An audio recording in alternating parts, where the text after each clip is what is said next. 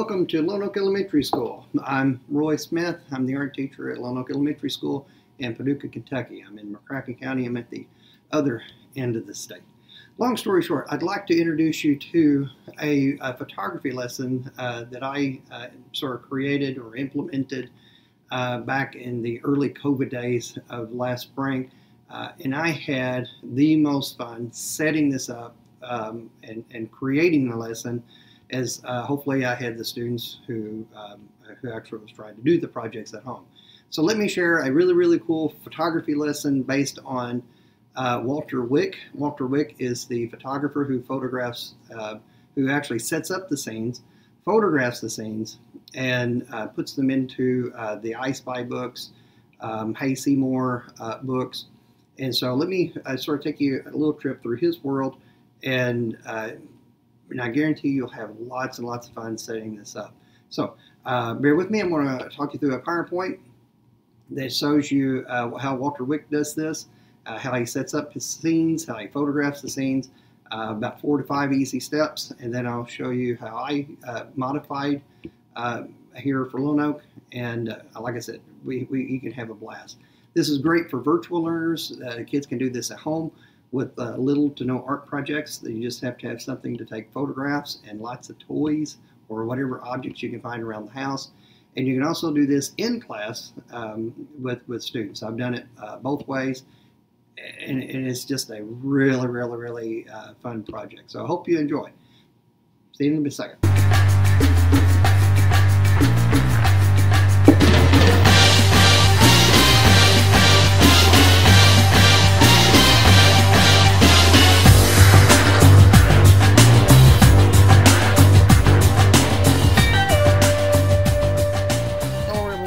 I Spy. I tell you, I'm really excited to share this with you because I had a blast setting this up for my students who all went virtual learners last year when COVID first hit.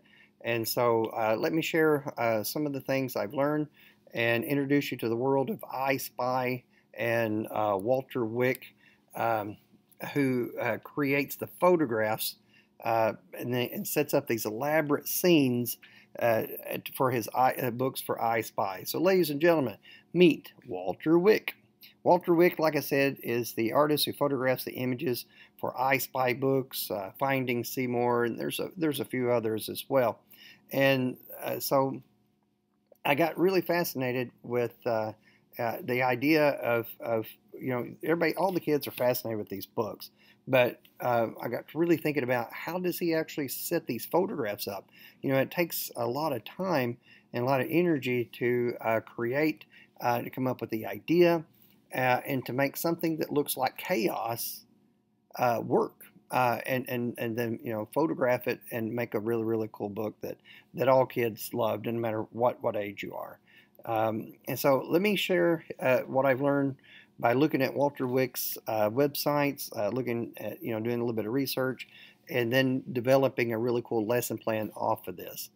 Keep in mind, this is a great lesson plan that you can actually do with kids in class, and this is excellent for all of the kids that are learning at home virtually. And so here's this process. Number one, come up with the idea. Sketch it out. Whatever your idea is, sketch it out. Use a sketchbook, whatever you have. Draw out your ideas. And so, in the image that I chose, he's coming up.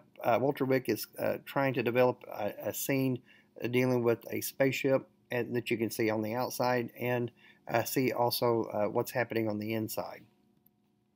Step two, you got to find your materials. And so Walter Wick has a really cool studio. I think it's a refurbished firehouse, and he's got drawers and cabinets and rooms just filled with objects. And so this is like an artist's paradise dream, just to go in and just play with all of these fun little objects, which are little works of art in themselves. But he's using them to create these really elaborate scenes. So step three, if you find the objects and things you want to use, you got an idea, you find all of your objects, now let's put them together and create and arrange the pieces so that you can take a photograph of it. Now, Walter Wick uses a small team of artists who helped him sculpt, who helped him paint, who helps him create a lot of the props and sets for the photographs. And it's just sort of fun to see the behind-the-scene footage of some of these very elaborate photos. Which, you know, if you're looking, you know, he's made a makeshift table. He's used laminate flooring to create a fake or false floor, and you know, used a chair and a bookcase for scale, and then just randomly throwing all these little objects in his spaceship that he actually made from cardboard and just scrap pieces, so we can actually see what it looks like on the inside, and then when we photograph, we might get to see what it looks like on the outside. So step 4, let's photograph it. And so this is actually the finished photograph that would appear in one of his books, one of the I Spy books. And, you know, it's just one of these, you know, you got bright colors, you have all of these fun little objects, and the more you look, the more cool things you see. And this is the photograph of the spaceship all assembled and flying in space. Step 5, this is the last step, and if you want to connect this art project to writing or you know, some kind of English type of assignment, have the kids write a story or a poem that goes with the photo, you know, or at least, you know, for some of the younger students who are learning how to write, just have them come up with a list of things that people can find when they look at their photographs. And you know, when I just show some of these extra images for the kids in class, and we, you know, we try to figure out, well, how do you photograph all of these objects that look like they're suspended in air? And I think for this piece, Walter Wick and his crew sort of glued or used hot glue and glued the pieces on a piece of acrylic or plexiglass, and you know, and just used the camera to do a really cool angle for the photography. Again, to see more behind-the-scene footage and how, you know, see how some of these amazing photos are taken, you can check out some of his Walter Wick videos.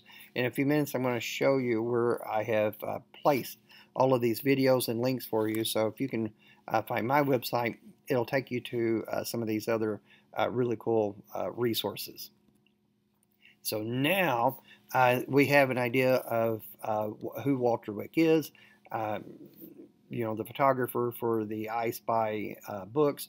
And so now I get to sort of show you the steps I used to maybe do this in class. So welcome to I Spy, how to make your own I Spy photos. Step 1, it's the same steps, but I'm going to show you how I use Walter Wick steps in creating my own I Spy photos.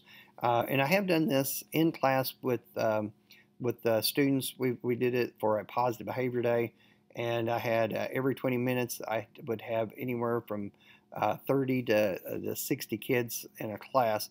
And so I set up all of these tables, and I had collected all of these objects and just dumped a variety of these objects in a box on a table and just covered in paper. And the kids would use these objects. But what you're looking at in this photo is that for my I Spy photographs, I wanted to use my famous artist action figures and toys, and my theme is going to be, can you spot the artist? That's going to be my theme. So I used white paper, just white roll paper, laid it across the table, and spread out all kinds of little action figures and toys that I could find that I had hidden somewhere in the art room. So it's a good way to also clean up your room and find cool stuff. So step 2, finding the right materials. I pulled out every little action figure and toy I had in the room and placed them on the table on a white tablecloth or a white sheet of paper. So I zoom out, and this is a photograph a little bit more of my messy room during the COVID days when everybody just left all of a sudden. And I'm just sort of making this up as I go. And so I wanted to make my camera stationary, and I'm using an iPad for the photograph. And so I just used paper boxes that I had laying around. I had some boards and sort of made so that my iPad could set flat. and I can position it and move things around and take a photograph without having to move the camera. And so I lay the images down. Then I climb up on the furniture to see what the image looks like through the iPad, and then I would take the photograph of the toys. You know, trying to zoom in so I don't have to edit any of the background out, and just really focus on all of the little images. In step 5, I try to come up with a little poem or two, or a little story, or a list of things for the kids to find. And so here's my list. I thought, you know, what can I do to teach kids about art that are at home? What if we do some a little bit of art history? Let's talk about famous artists. And since I had all these little action figures, what if I mix them up in a bunch of other toys and art supplies, and take these really cool photos and have the kids trying to inspire them enough to do this at home. You know, take their favorite toy, or rearrange their room, set stuff out, lay stuff out on their bed, and take a photograph, and then make up a list or story so that we can find the things that they want us to see. And so in this case, let's meet the famous artists. I have I think 7, but I have 2 Van Goghs. I have one that's an action figure, and one's like a little tiny sculpture. So this is the photograph I took. You saw the behind-the-scenes footage. This is what I took with the iPad, and it just looks like all of these random toys, and they all look like they're floating just on that white sheet of paper, and a little bit of good lighting. And I'm just using fluorescent lights in the art room. And my little poem was, I see toys about artists. I see toys from the past. I see toys on a table in the art class. So, and here's my list. Can you find 2 Berenstain Bears? Can you find a Mickey Mouse, a Hercules, a sheriff, 2 bounty hunters from Star Wars, Aladdin, and 2 twin dragons? And so, just in case you can't find all of the objects, you can always pause this video if you're trying to play for real. But I'm going to sort of point them out real quickly. There's Mickey Mouse, there's the Hercules, there's the sheriff, there's the 2 bounty hunters from Star Wars, there's Aladdin and whatever the monkey's name is, and there's 2 twin dragons.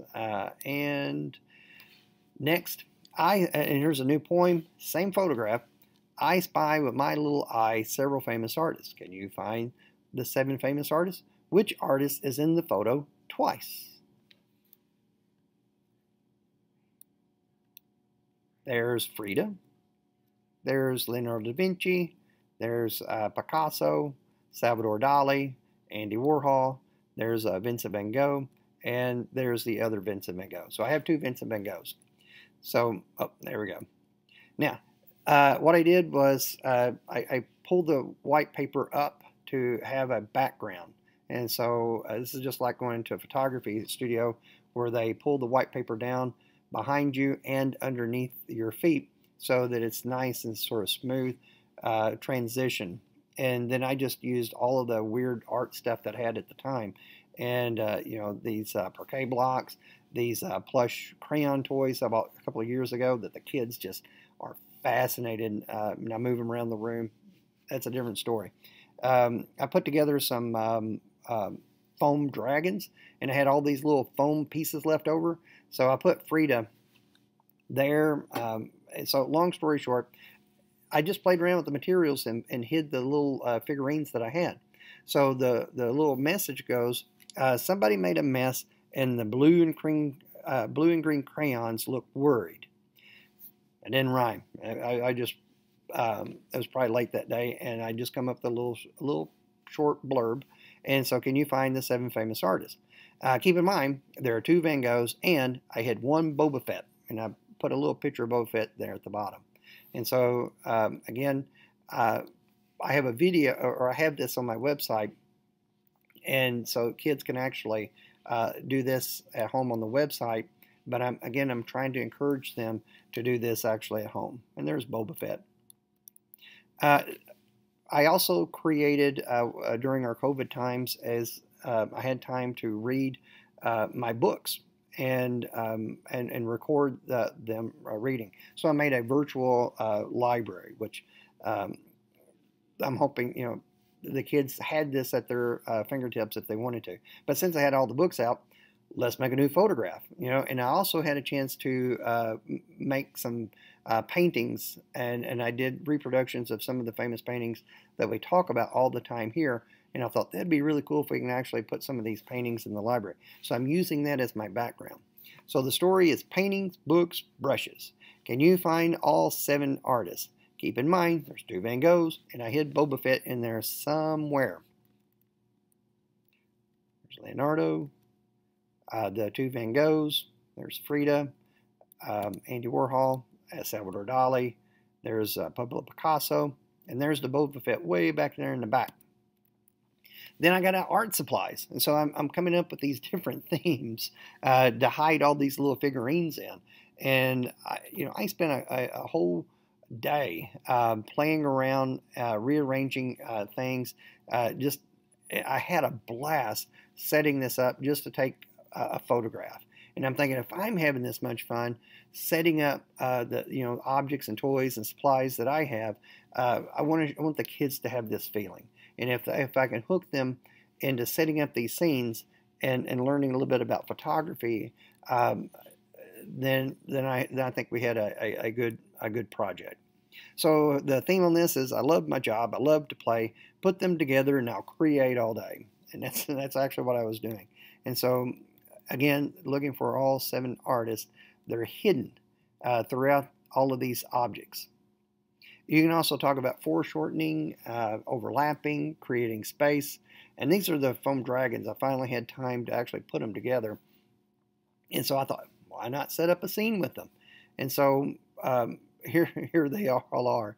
Again, I have paintings that I did in class, and I used sticky tack and stuck Boba Fett up there so it looks like he's hanging or flying over the breadsticks from Paul Cézanne's Basket of Apples. So dragons and artists jumped off the shelf. What an adventure they had. I couldn't help myself. So that is roughly, in a nutshell, how I use Walter Wick to inspire the kids to do some photography projects. And so what I'd like to do is just real quickly, I thought I'd show you my website, so that if you wanted to go to this website, it has all of Walter Wick's links to his websites and videos that you can use my website as a resource if you want. So it's loes-art.weebly.com, and then if you click for projects for home, and then click I Spy, and this is my COVID projects from the early spring, and but it shows some of the things I showed you. It's got all of these cool links if you want to go to them, and then if you keep scrolling down, you can even play the same game I did with you in a PowerPoint. You can actually do this online. So these are the images, and it gives you a list. Can you find these objects? Scroll down, and I even have the little poem at the bottom. And so this is like I said, these are the photographs, and this is on my website. It's up at the top of the screen there, if you can see it.